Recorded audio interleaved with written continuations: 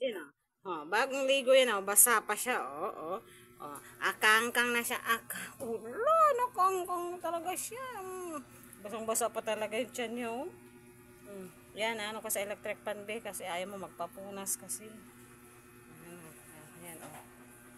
Punasan natin, basang-basa ka pa eh. Mata niya. Bakit nagagalit?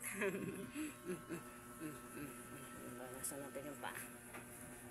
Yan dyan sa pangpunas na. Ulit na lang natin yung sapi nilang kuya mo. Ginawa mo ng pampuna. Basang-basa ka pa, Bill. Di ba kumain yan, Doy? Di pa. Gawan mo na para manahimik. Yan si Chico namin, oh. Ang mata niya. Ang mata niya. Kulit niya. Bago ligo yan, mamaya masarap ang tulog niyan. Sarap na tulog niyan. Oh, tignan mo, ano na niya talaga. Pinupunas na yung sarili niya.